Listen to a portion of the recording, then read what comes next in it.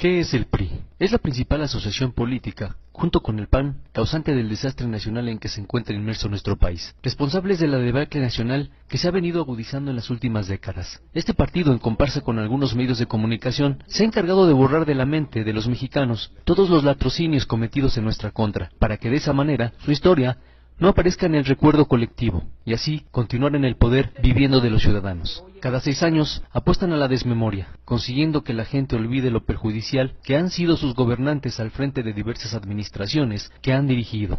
Memoria necesitan muchos que siguen creyendo que ellos son la solución, sin darse cuenta que en realidad son la causa de que México se encuentre hundido en una de las peores crisis de su historia. El PRI fue quien desencadenó la represión criminal en contra de los estudiantes inermes en 1968. Era ese el partido el que gobernaba cuando Echeverría y López Portillo emprendían la guerra sucia que dejó miles de muertos, centenares de desaparecidos y decenas de secuestrados por las fuerzas oficiales y que eran arrojados al mar desde aviones que despegaban de la base militar de Icacos en Acapulco. Es el PRI que por años hizo funcionar el campo militar número 1 como cárcel clandestina. ¿Desde cuándo Raúl Salinas de Gortari tenía vínculos con el narcotráfico? Yo creo que sobre todo a partir del gobierno de su hermano. Durante el régimen priista se fraguó el asesinato de muchos periodistas como Manuel Buendía. Es el partido que abandonó a su suerte a la población damnificada y sin vivienda en los terremotos de 1985.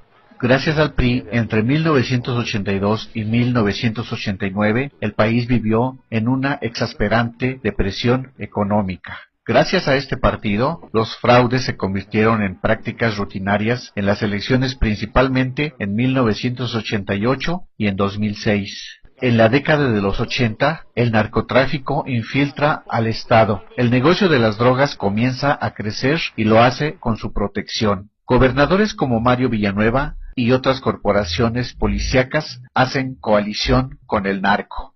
Existe gente como Joaquín Gamboa Pascoe, líder vitalicio, que dirigirá la Central Obrera hasta 2016, sobre pretexto de sindicatos que llevan a cabo prácticas antidemocráticas del corporativismo. El PRI permite que quien ocupe puestos populares se enriquezca, se embolse partidas secretas y realice negocios turbios. Ejemplo, la Colina del Perro construida por José López Portillo o el Partenón de Arturo Durazo. ¿Quiénes son esos destacados personajes de ese partido? En sus filas hay gente como Carlos Romero Deschamps y el Baester Gordillo. Gracias a gente como esta, gran parte de la población considera que la corrupción es una conducta aceptable y normal en la función pública. El PRI desmanteló la propiedad pública en el marco de privatizaciones corruptas. Se impuso en el país el modelo económico que aún padecemos, generador de pobreza y de riqueza extremas. Desde entonces se diseñó la inclusión del PAN en el régimen mediante concertaciones, y aquella administración infame culminó con una serie de asesinatos entre los propios priistas, Colosio, Maciú. El PRI de Ernesto Zedillo y su infinita perversión entregó parte del país a intereses extranjeros. A ese partido se deben las masacres de campesinos, Aguas Blancas, El Bosque, La Libertad, El Charco, Acteal, entre otras. ¿Cuántas monstruosidades sindicales ha cometido gente como Joaquín Hernández Galicia, Carlos Longitud Barrios? Humberto Moreira, exgobernador de Coahuila, tomó la deuda en su estado en 223 millones de pesos y al terminar la elevó a 32,000 millones de pesos. Acusado por delitos de enriquecimiento y operaciones con recursos de procedencia ilícita, colocó a sus hermanos en cargos públicos. Su administración está marcada por 13 sexoservidoras violadas, 65 mineros muertos en pasta de conchos, a las que se sumaron los decesos de otros 61, 3 reporteros asesinados en Coahuila. Y para ocultar los hechos y ser protegido, deja al hermano en la gubernatura, Pablo Salazar Mendiguchía, acusado de peculado, desvío de recursos, asociación delituosa. Andrés Granier, acusado de enriquecimiento ilícito y de excesivos y onerosos gastos personales. Ulises Ruiz, represor, acusado de desaparición forzada y presos políticos, malversación de fondos, responsable de la muerte de Beatriz Cariño. Ordenó la represión al magisterio y a la APO, y autorizó la represión en San Juan Copala en contra de las comunidades indígenas y activistas. Arturo Montiel, acusado de peculado y de enriquecimiento ilícito.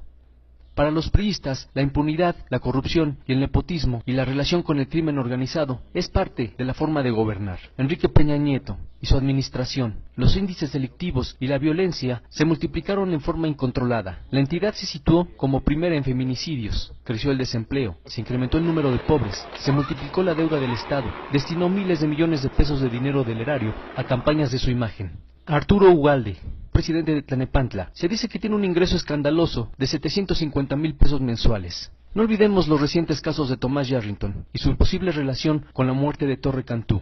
Y aliadas, las policías del PRI y el PAN cobran cuotas al crimen organizado por circular en sus carreteras. El PRI es un sistema en el cual se rola el poder, se protege al sucesor y al predecesor.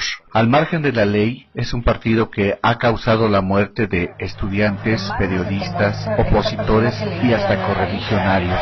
Han desfalcado a la nación con rescates bancarios, entrega de paraestatales, han robado y desviado recursos del país por generaciones, desde Gustavo Díaz Ordaz hasta Peña Nieto. Ellos son quienes han promulgado leyes a modo y se han reciclado en diversos puestos de poder, corrompiendo jueces y efectuando fraudes. Y para disfrazar esta cadena de hechos, se hacen llamar el nuevo PRI. Mario Marín, el gober precioso, involucrado en el caso de Kamel Nacif y su famosa llamada telefónica, hizo mal uso de su poder en contra de la periodista Lidia Cacho por la publicación de un libro. La Suprema Corte de Justicia de la Nación consideró que no hubo violación grave a los derechos individuales de la periodista. Violaba la ley asignando obras directas y sin licitación.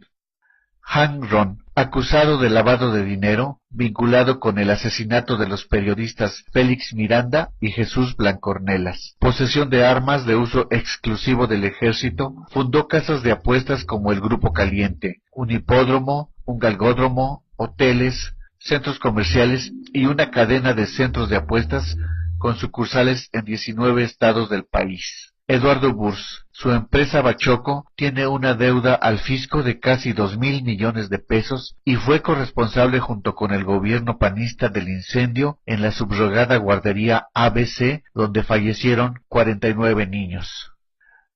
No aceptemos que con una dádiva compren nuestra conciencia. No perdamos la memoria, ya no seamos masoquistas. Olvidar es sinónimo de permitir que nos continúen saqueando. Hoy nos dan un tinaco, un bulto de cemento, un aparato electrodoméstico o dinero en efectivo a cambio del voto. El resto del sexenio nos aumentarán todos los precios y nos continuarán dejando con la quincena limitada. Y lo peor, viviendo en la incertidumbre laboral, con educación en decadencia, con la salud precaria y la inseguridad cotidiana de salir a las calles.